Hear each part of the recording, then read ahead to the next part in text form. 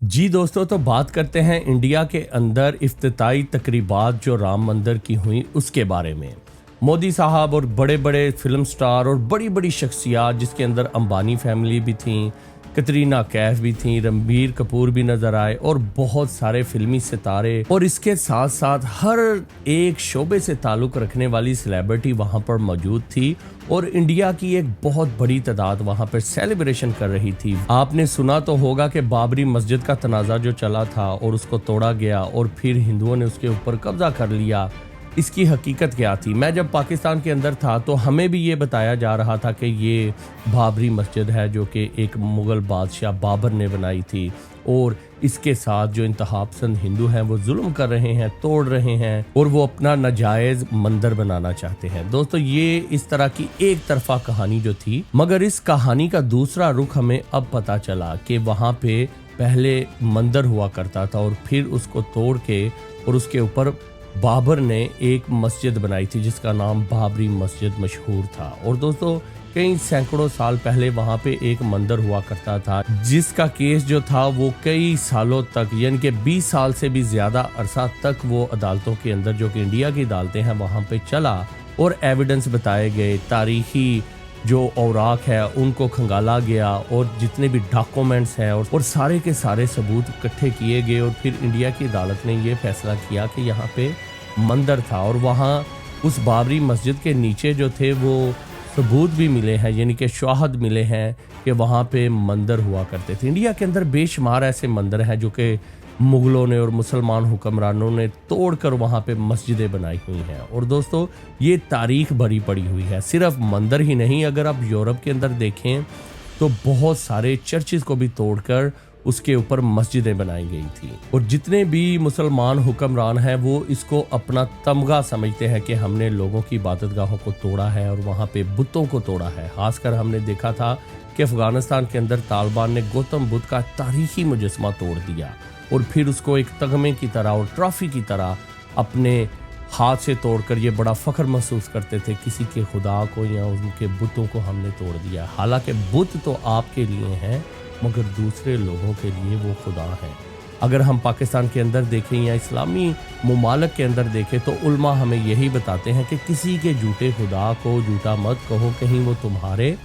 सच्चे खुदा को भी झूठा ना कहे। मगर जब आप किसी का बुत तोड़ते हैं, चाहे आप उसे झूठा कहें या सच्चा कहें, जो भी कहें, आप किसी का बुत तोड़ते हैं, वो आपके लिए झूठा होता है, वो आपके लिए एक मुजस्मा होता है, मगर दूसरे के लिए वो एक खुदा होता है। तो इसी तरह दोस्तों, ये इस्लामिक तारीख भरी पड़ी हुई है कि किस तरह मुग़लों ने या यूरोप के अंदर किस तरह जो है वो चर्चिज़ को तोड़ा गया, मंदिरों को तोड़ा गया, चाइनीज़ जो है, बुद्धिस्ट जो है, उनकी इबादत गाहों को तोड़ा गया, वो हमारे सामने है। और दोस्तों, ये एक गलत बात थी कि अगर वहाँ पे मस्जिद बनी थी तो उसको तारीखी तौर के ऊपर वैसा ही रखना चाहिए था। और दोस्तों, राम जो है वो इंडिया के अंदर हिंदुओं के खुदाओं में से एक अहम हस्ती है और एक अहम देवता है और उसको वो पूजा करते हैं और बहुत बड़ा मुकाम है उनका। और उनकी जन्मभूमि के ऊपर वो दोबारा से अपना मंदिर बनाना चाहते थे। और अगर किसी भी किबला को कोई अपनी इबादतगाह के अंदर तब्दील कर ले और फिर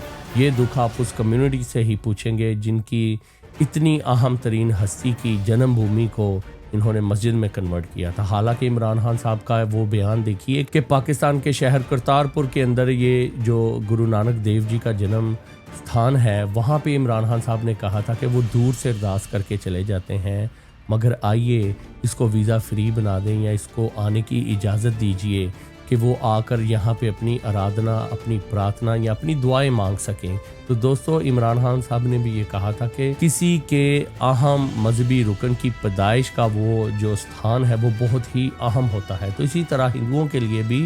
राम जी का जो जन्मभूमि थी वो बड़ी अहम थी और इसीलिए उन्होंने ये फैसला किया कि यहाँ पे दोबारा से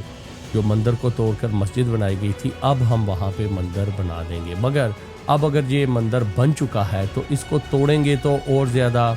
शोरो गुल होगा, लड़ाई झगड़े होंगे, दंगे होंगे। अब तारीख को इसी तरह रहने दिया जाए और फिर आगे बढ़ना चाहिए। अगर आप इसी तरह देखिए कि तमाम तर दुनिया के मुसलमान, ख़ासकर पाकिस्तानी, इंडियन और बांग्लादेशी मुसलमान और अफ़गानी मुसलमान जो हैं वो बहुत ही शोरगुल कर रहे हैं कि ये बहुत बड़ी ज्यादती हुई है। अगर आप तारीख को देखें, तुर्की के अंदर मसीही तारीख का सबसे बड़ा चर्च जिसको हाइगा सोफिया या आया सोफिया कहते हैं, उसको जब अर्गवान ने मस्जिद के अंदर कन्वर्ट किया तो यही मुसलमान बहुत ज़्यादा खुश हो रहे थे, ट्वीट्स कर रहे थे, शोरो गुल मचा रहे थे कि अल्हम्दुलिल्लाह हमने एक चर्च को दोबारा से मस्जिद के अंदर कन्वर्ट कर दिया। इसकी तारीख ये है कि 300 सेंचुरी के अंदर, यानी कि हज़रत मोहम्मद की पैदाइश से भी 200 साल पहले ये चर्च बनाया गया था। और इस चर्च की तारीख ये है कि ये क्रिश्चियन दुनिया का सबसे पहला बड़ा चर्च था। और फिर क्या हुआ कि जब ऑटोमन एम्पायर अपने रूज पे आई तो उन्होंने इसको मस्जिद के अंदर कन्वर्ट कर दिया। और फिर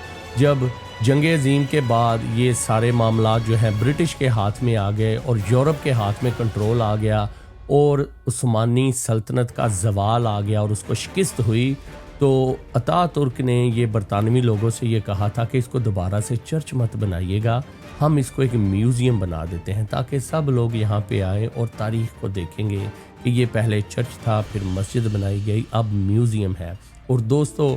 फिर अभी चंद सालों पहले अपना इलेक्शन जीतने के लिए, मजहबी कार्ड खेलने के लिए, मोदी साहब की तरह ये जो अर्गवान साहब हैं, इन्होंने भी इस चर्च को मस्जिद के अंदर कन्वर्ट कर दिया। और ये सारे मुसलमान लोग जो कि अब राम मंदिर के लिए रो रहे हैं, ये खुशियां मना रहे थे जब एक चर्च को कन्वर्ट करके मस्जिद बना दिया गया था। और दोस्तों, तुर्की के अंदर और ज़्यादा भी चर्चेज़ को तोड़कर और फिर उनको मस्जिद के अंदर कन्वर्ट किया गया था। तो दोस्तों, पाकिस्तानी, इंडियन और जितने भी मुसलमान अब राम मंदिर के लिए रो रहे हैं, बाबरी मस्जिद के लिए रो रहे हैं, ये मुनाफिक लोग तब कहाँ थे जब चर्चिज़ को भी तोड़कर उसके ऊपर मस्जिदें बनाई गई थी। तो आपका इसके बारे में क्या ख्याल है कि क्या ये मुनाफिकत है कि नहीं? अपने कमेंट्स में ज़रूर बताइएगा। अगर आपको मेरा ये नेक, अच्छा और भला काम पसंद आया तो मेरी इस वीडियो को लाइक और शेयर कीजिए और इस चैनल को सब्सक्राइब करना ना भूलिएगा। शुक्रिया।